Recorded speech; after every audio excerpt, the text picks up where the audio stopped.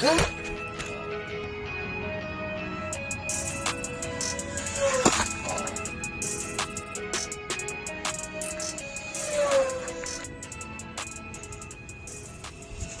is Kenny with Flytime RC.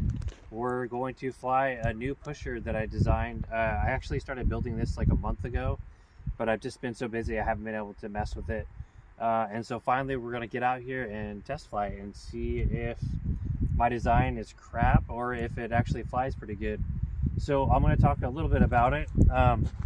We have our badass 2310 2350 kV motor. This is the motor that I've had the longest. I've had this motor for like a year and a half now. It's been on all of my speed planes.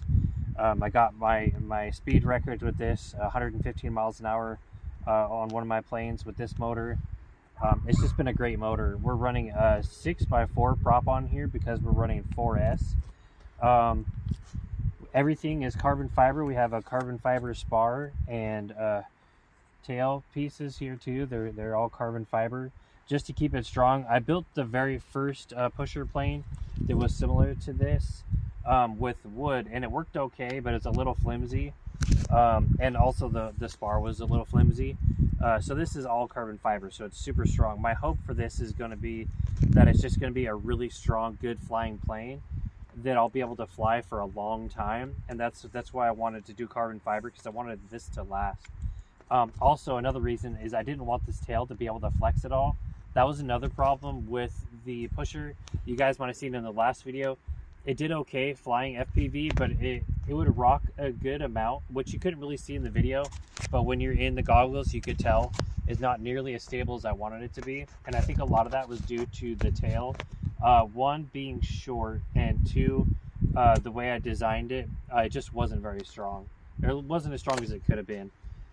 So this is a whole new design. Everything's beefed up with carbon fiber, so it's way stronger. I also have a way longer tail section, so it should be a lot more stable than the last pusher plane. We have our DJI O3 air unit with the long range antenna on here. This is the Flyfish antenna.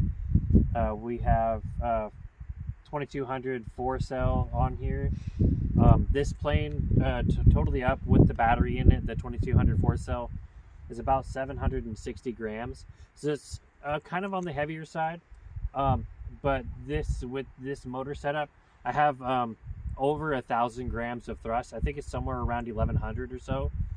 So it's way more than enough power. This thing should actually, if it does fly, it should actually be pretty fast. I'm hoping that it'll be around an 85, 90 mile an hour plane. It should be pretty ridiculous as long as it flies. We do have a small amount of wing area, but I think with the weight of this and the speed, the wing area should be more than enough for this plane to give us the lift we need to get it off the ground and to fly well at this weight. Let's see, I think that's mainly it. This was a project I started over a month ago, and I just never finished it, and I finally got to finish it last night. We have one day of good weather before it goes back to rain and snow. So we're going to toss this thing up in the air and see if it works. Oh, another thing is, yesterday we flew our low wing V-tail, and I lost signal with it. I think it was around 430 yards away, and we lost signal kind of going around a little bit of a corner. And I'm kind of done with that. Spectrum receivers, I've lost probably 3 planes due to that connection issue, even though it wasn't too far away.